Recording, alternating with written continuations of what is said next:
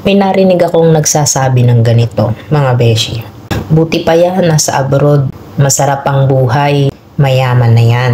Yung mga linya na yan na kinaiirita naming marinig.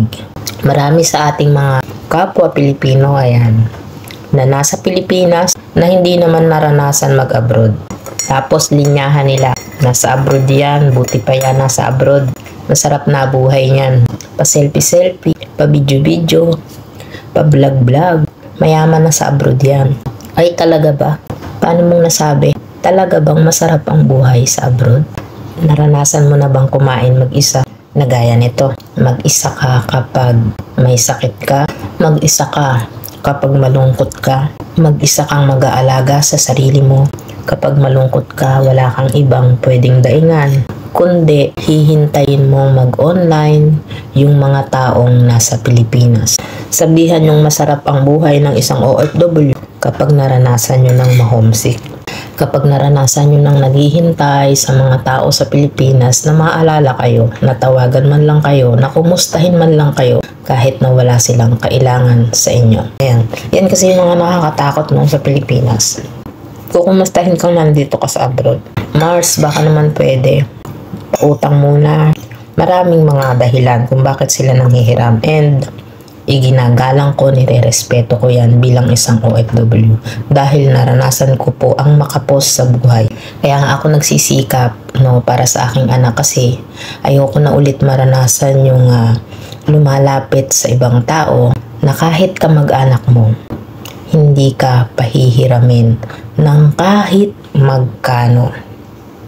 Ayan. Pagka OFW mga beshi, yung inuutangan mo, huwag sasama ang loob mo. Bakit? Dahil maraming obligasyon sa buhay yan. Hindi lang sarili niya yung iniisip niya, besh. Kung ikaw sa Pilipinas, iniisip mo yung pamilya mo, kaya ka nanghihiram ng pera. Kami rin dito, iniisip rin namin unang-una yung pamilya namin. Huwag nang isipin na masarap ang buhay dahil nagsiselfie-selfie. Ang mga OFW, kaya lang yan mga beshi nagsiselfie-selfie. Kasi yun lang yung way nila para express nila yung kanilang homesickness. Minsan kadalasan, ayan, hindi lang minsan, talagang madalas. Talagang madalas malulungkot. Hindi dahil sa may problema kami sa buhay.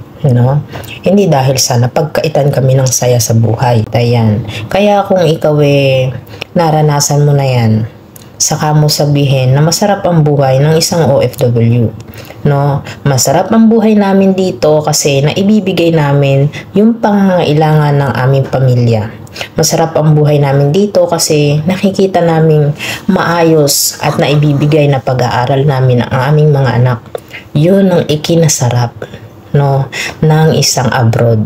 Eto pa, huwag niyong sabihin na mayaman na kami dito. Kasi meron mang yumayaman na OFW, meron talaga. Pero kung sa mga kagaya naming sa loob lamang ng bahay, maaaring natutulungan namin yung aming pamilya. Maaaring medyo uunlad, yung naiwanan naming pamilya. Lalo kung magaling humawak o mag-handle ng pera yung asawang iniwanan namin sa Pilipinas. Pero kung ang iniwanan namin sa Pilipinas is gastos dito, gastos doon, piling mayaman kapag nagpadala si beshi, inuubos sa pambababae, inuubos sa sugal, inuubos sa pagkain dito, pagkain dyan, na akala mo walang bukas. Ay wala talaga. Walang OFW na yayaman. Maniwala kayo sa akin. So sa mga nagbabalak na umabroad, huwag kayong maniwala na porke naging isang OFW ka, is mayaman ka na. Dahil kaming mga OFW, ayan, sanay na kami magtipid. Tipid kami sa lahat. Kasasahod lang namin. Noodles or itlog pa rin yung kinakain namin. Maswerte na lang kami kung may pagkain ganito. Ang kanin dito sa Middle East minsan lang sa isang araw. Pero kung maluwag yung amo mo, maswerte ka kung makakapagsaing ka. So kung hindi ka sanay sa walang rice, magtiis ka, bumili ka, 'di ba? May mga panahon na kailangan mo bumili ng pagkain, bumili ng sarili mong gamit, 'di ba? Wala kang choice kung minsan madamot si amo. kailangan mong mabuhay dito, gumastos ka. Kaya maraming nagtataka kung bakit hindi pa rin ako mayaman. Huwag kayong magtaka, hindi ako madamot. Charing! Yun lang naman ang kaya kong ipagmalaki bilang isang OFW. Hindi ako madamot sa pamilya ko.